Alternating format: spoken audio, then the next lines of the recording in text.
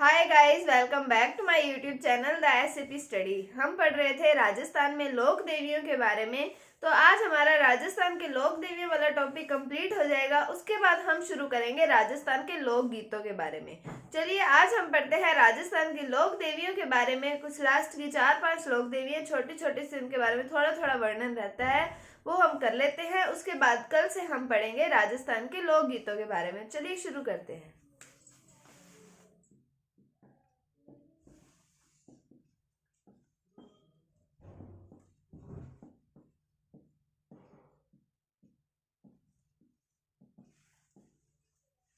तो हम अब सबसे पहले पढ़ते हैं मरकंडी माता।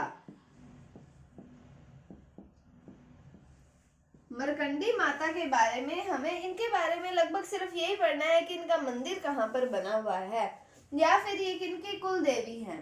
तो मेनली तो हमें यही पढ़ना है कि इनका मंदिर कहाँ पर बना हुआ है। तो इनके बारे में भी हम इनके मंदिर का ही पढ़ेंगे कि इनका मंदिर बना हुआ है निमाज में, और निमाज है पाली में। मंदिर बना हुआ है निमाज में और निमाज कहाँ पर है? पाली में। उसके बाद में हम बात करते हैं अधर देवी, जिनका नाम अर्बुदा माता भी आता है।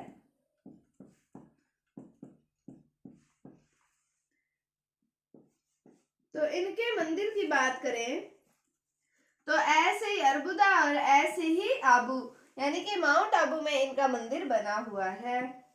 तो मंदिर इनका बना हुआ है माउंट आबू। कहां पर है? सिरोही में। तो क्या बात की हमने मरकंडी माता की। मंदिर कहां पर बना हुआ है? निमाज में। निमाज कहां पर पड़ता है? पाली में। उसके बाद हमने अधर देवी की बात की। तो इनका मंदिर कहां पर बना हुआ है? माउंट आबू सिरोही में इनका मंदिर बना हुआ है। अब हम पढ़ते हैं अगली लोक देवी, जिनका नाम आता है रानी भटियाणी।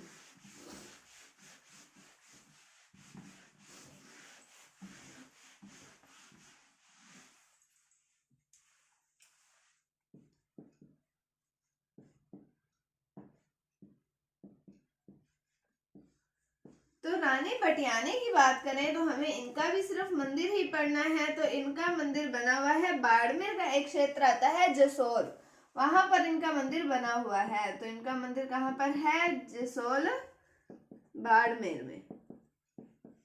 उसके बाद में अगली लोक देवी आती है, जिनका नाम आता है विरातरा माता। तो विरातरा माता के हम मंदिर की बात करें तो इनका मंदिर बना हुआ है चौहटन में, और चौहटन भी है बाड़मेर में। उसके बाद में माता का नाम या लोक देवी का नाम जो आता है वो आता है जोगणिया माता।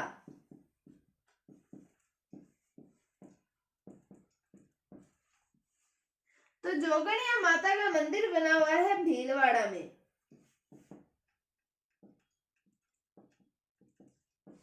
क्या पढ़ा हमने? रानी भटियाणी का मंदिर जसोल बाड़मेर में इनका मंदिर बना हुआ है। फिर हमने पढ़ा विरातरा माता, इनका मंदिर बना हुआ है चौहटन बाड़मेर के अंदर इनका मंदिर बना हुआ है। फिर हमने पढ़ा जोगणिया माता, इनका मंदिर कहाँ पर है? भीलवाड़ा में इनका मंदिर बना हुआ है। उसके बाद में हम बात करें सकराय माता की।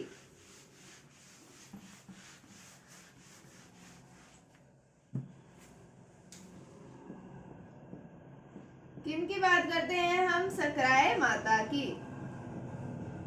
तो सकराय माता की बात करें सबसे पहले इनके मंदिर की। तो सकराय माता का मंदिर बना हुआ है उदयपुर वाटी, और ये जो उदयपुर वाटी है, नाम से लगता है कि उदयपुर में है, लेकिन ये है झुंझुनू के अंदर।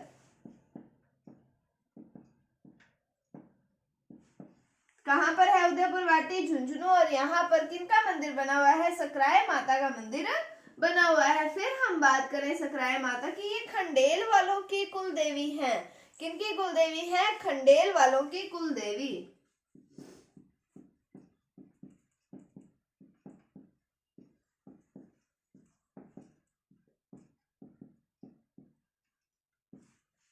तो तो खंडेल वालों की कुल देवी कौन सी है? सकराय माता। उसके बाद में इनके द्वारा एक पर्चा दिया गया कि जब अकाल पड़ता है तो हर जगह पे सूखा होता है, भूखमरी पड़ जाती है, तो वहां पर अकाल के समय में इनके द्वारा शाक सब्जी उत्पन्न की गई, यानी कि हरी सब्जियां उत्पन्न की गई।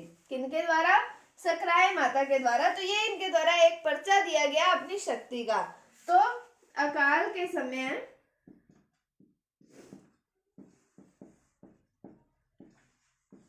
इनके द्वारा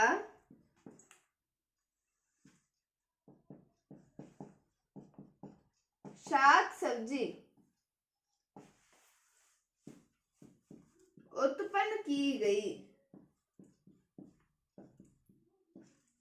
तो ये इनके द्वारा एक पर्चा दिया गया था। तो किनकी बात की हमने? सकराय माता की मंदिर कहाँ पर है? उदयपुर वाटी झुंझुनू के अंदर इनका मंदिर बना हुआ है। फिर हमने पढ़ा खंडेल वालों की कुल देवी है कौन सी? सकराय माता। फिर हमने पढ़ा कि अकाल के समय इनके द्वारा शाक सब्जी उत्पन्न किए गए, इनके द्वारा इनकी शक्ति का एक पर्चा दिया गया था। तो हमने पढ़ा सकराय माता के बारे में। अब हम पढ़ते हैं हमारी लास्ट कुल देवी, जिनका नाम आता है शाकंभरी माता। तो शाकंभरी माता से आपको कुछ याद आया होगा, हमने पहला टॉपिक ही पढ़ा था चौहान वंश के बारे में। तो जब हमने अजमेर के चौहान पढ़ा था, सांबर के चौहान जी ने कहा था, तो उन्हें हमने शाकंभरी के चौहान भी कहा था।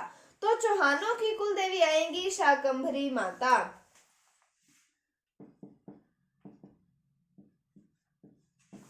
बात करते हैं शाकंभरी माता। सबसे पहले हमने क्या पढ़ा कि चौहानों की कुल देवी हैं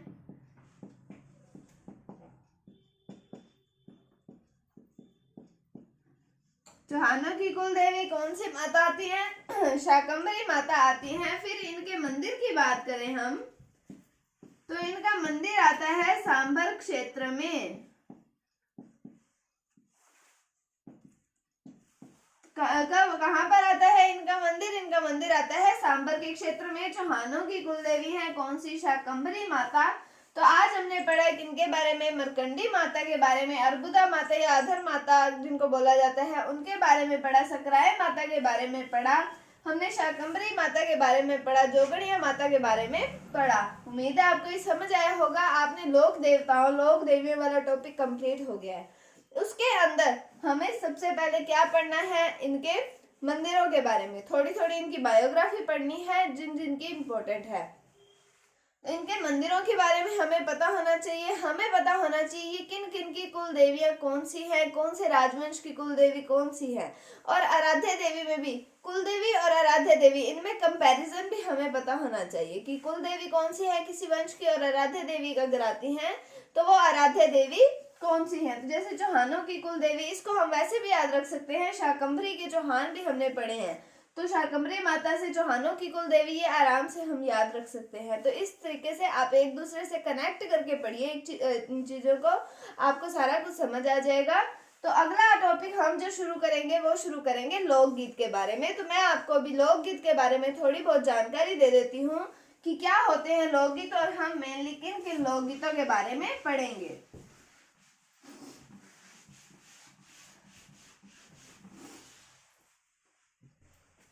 तो लोक देवियों वाला टॉपिक तो हमारा कंप्लीट हो गया है। उम्मीद है आपको ये टॉपिक समझ आया होगा। अगर आपको इसमें कोई डाउट है तो आप कमेंट सेक्शन में जरूर पूछिएगा। तो हम बात करेंगे लोकगीत के बारे में।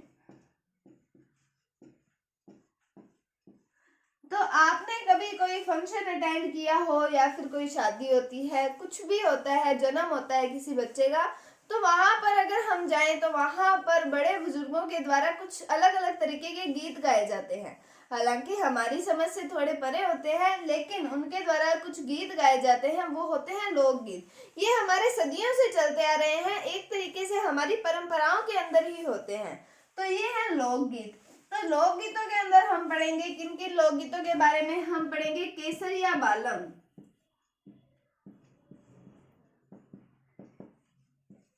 ये है हमारा राज्य गीत। कौन सा है? केसरिया बालम पधारो नी मारे देश। तो ये हमारा राज्य गीत है राजस्थान का। उसके बाद में हम पढ़ेंगे इसके अंदर चिरमी,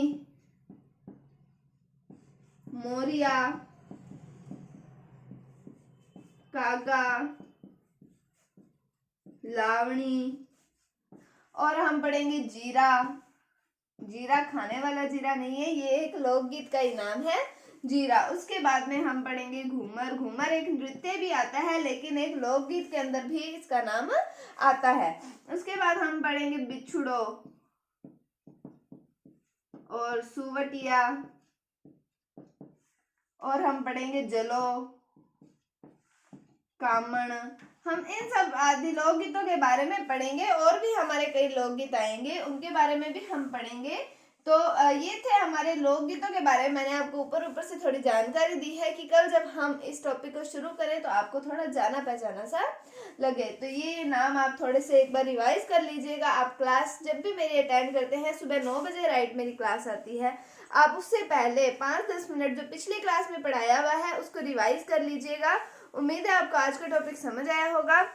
अगर आपको इसमें कोई भी डाउट है तो आप कमेंट सेक्शन में पूछ सकते हैं। कल हम नया टॉपिक शुरू करेंगे, राजस्थान के लोकगीत।